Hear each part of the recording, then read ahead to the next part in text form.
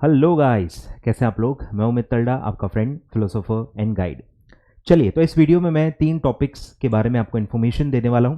First is verification of marks, second is certified copies and third is last date of filing exam forms and last date for pre exams, ODOP etcetera. तो ठीक है, information दे रहा हूँ, timely दे रहा हूँ, बहुत सही समय है। अच्छे से इन्फॉर्मेशन को आप समझ लें और उसके हिसाब से आपको क्या करना है, कैसे करना है, कब करना है, आपको ख्याल में आ जाएगा। ठीक है, लेट्स स्टार्ट विथ वेरिफिकेशन। ठीक है, तो वेरिफिकेशन का अनाउंसमेंट आ चुका है, वेरिफिकेशन स्टार्ट हो चुका है, आप अप्लाई कर सकते हैं। 26 अगस्त से स्टार्ट हो चुका है and last date for applying for verification of marks is 15 सितंबर। आज से लगभग मतलब 20 दिन या 21 दिन आपको टोटल मिलते हैं।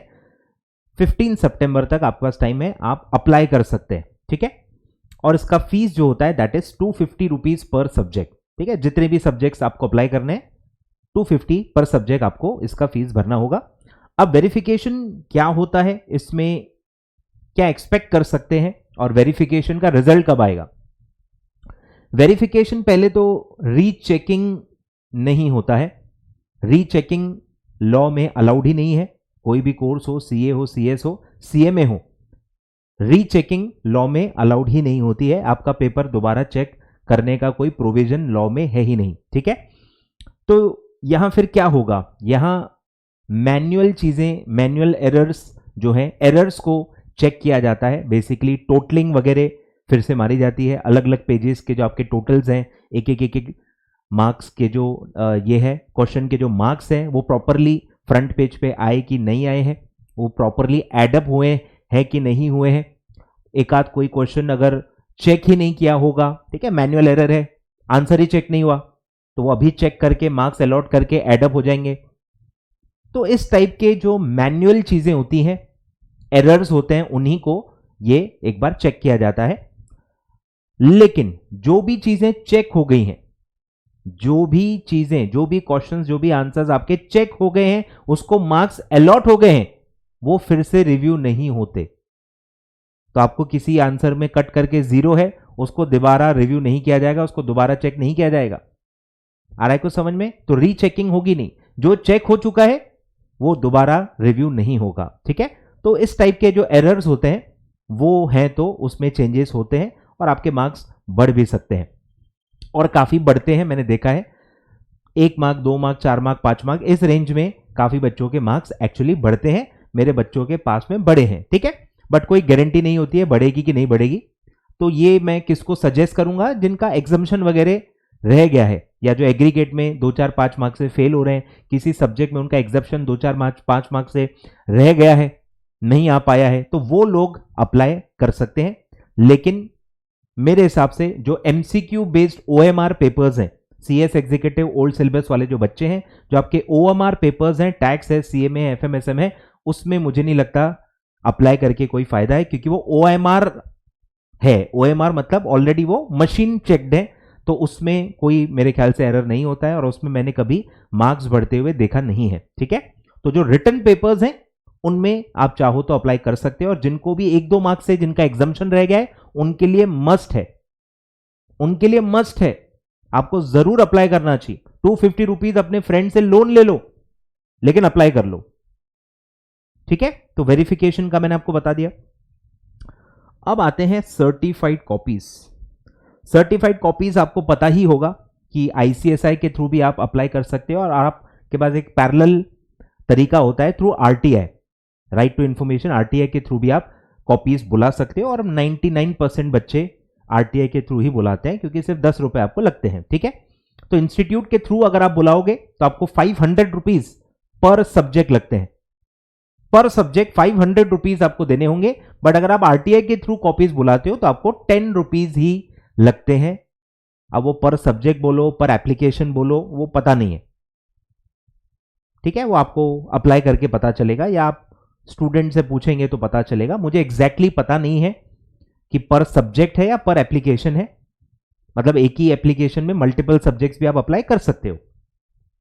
ठीक है, तो टाइम लिमिट लेकिन सेम है, जो आरटीआई की लिमिट है टाइम की, वो सेम आईसीएसआई वाली ही होती है। उस डेट के बाद फिर आप अप्लाई नहीं कर पाओगे इवन थ्रू आरटीआई। ठीक है, तो लास्ट डेट आप समझ लो कि वो है आपका 24 सितंबर। 24 सितंबर तक ये आपके पास टाइम है अप्लाई करने के लिए सर्टिफाइड कॉपीज के थ्रू, भले आप आईसीएसआई के थ्रू अप्लाई करें या आरटीआई के थ्रू अप्लाई करें, ठीक है। तो अब किसको सर्टिफाइड कॉपीज बुलानी चाहिए? जो भी बच्चे अपने मार्क्स से सेटिस्फाइड नहीं है, मेजॉरिटी बच्चे या जो भी बच्चे फेल हुए हैं वो अपने मार्क्स से सेटिस्फाइड नहीं है, उनको दाल में कुछ काला दिखता है और उनको लगता है कि शायद कुछ तो गड़बड़ है, मेरा पेपर तो बहुत अच्छा गया था, मुझे तो एग्जामिनेशन की उम्मीद थी। सबको ऐसा होता ही है, मैं बच्चों से बात कर रहा हूं तो मुझे समझ में आ रहा है।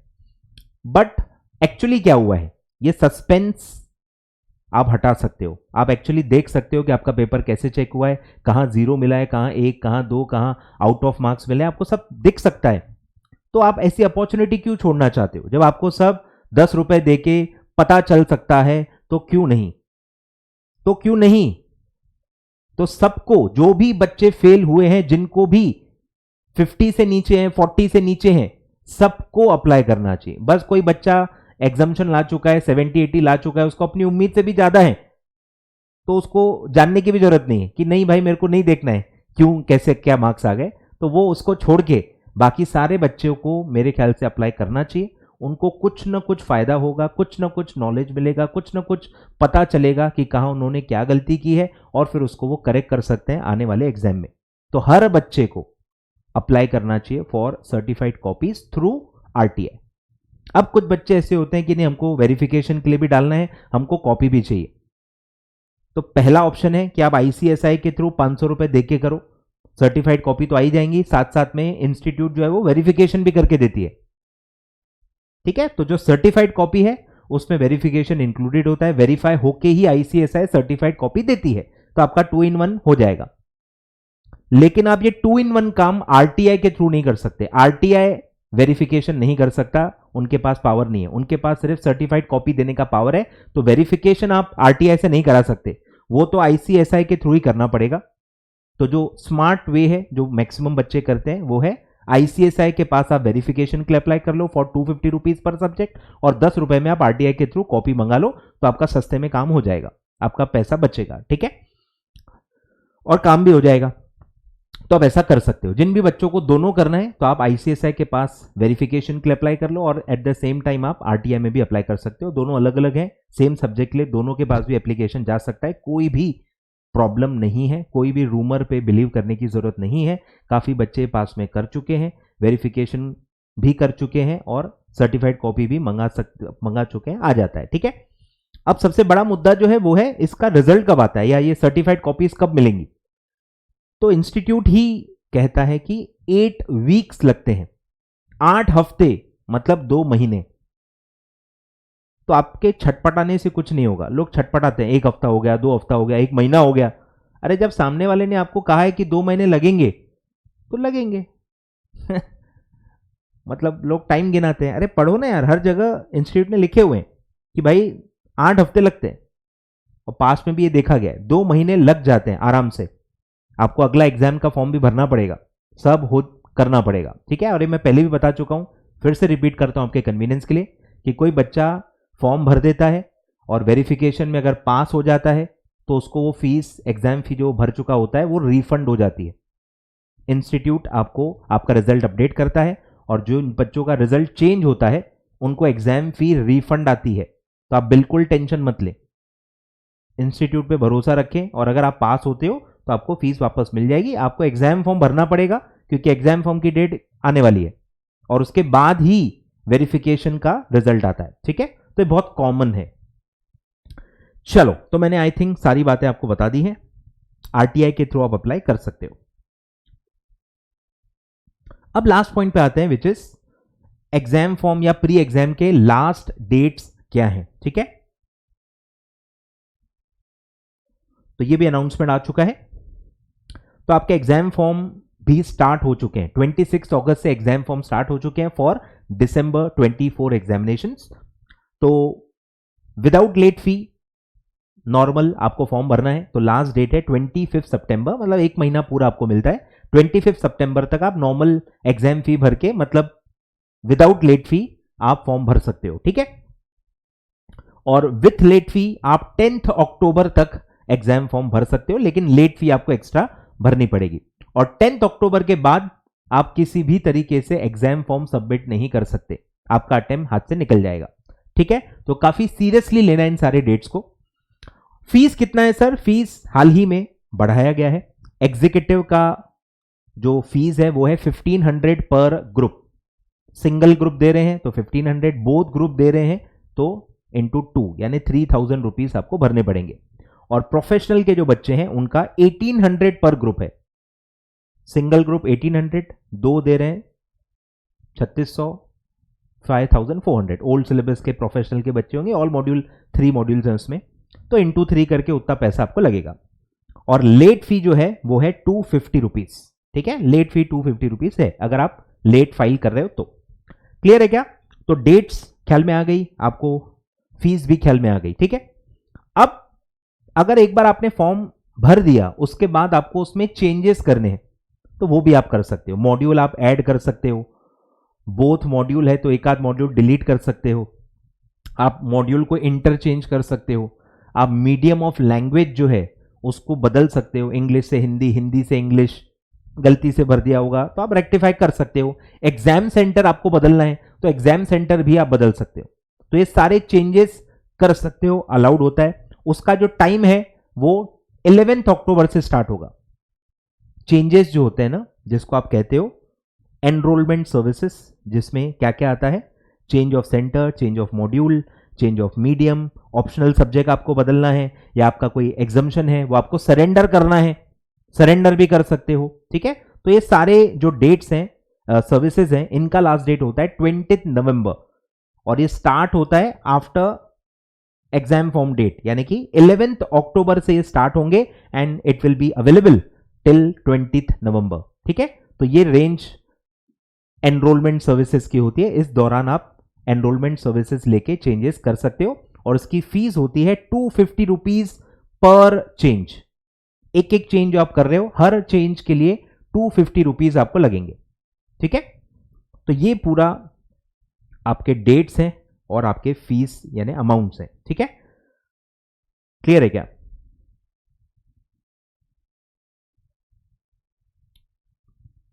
चलो, तो ये इंफॉर्मेशन आपको मैंने दे दी।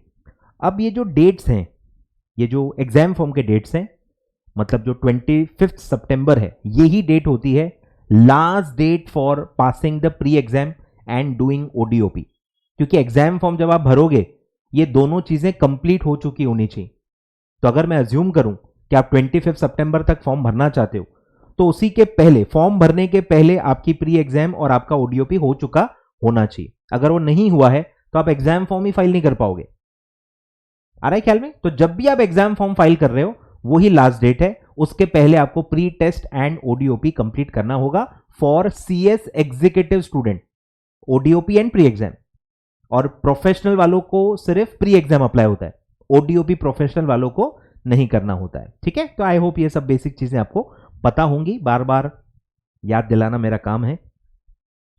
चलो, तो ये 3 बेसिक इंफॉर्मेशन मैंने आपको बता दी है। मैंने अपना जो रिकमेंडेशन है वो भी बता दिया है, कौन से लोगों को वेरिफिकेशन के लिए अप्लाई करना चाहिए, कौन से लोगों को सर्टिफाइड कॉपीज के लिए अप्लाई करना चाहिए। ठीक है, चलिए, thank you so much. I hope ये इंफॉर्मेशन आपके काम में आई होगी। डेफिनेटली वीडियो लाइक कर लेना, चैनल सब्सक्राइब कर लेना, और गाइडेंस वीडियोस अब मैं एक एक करके लाने वाला हूं।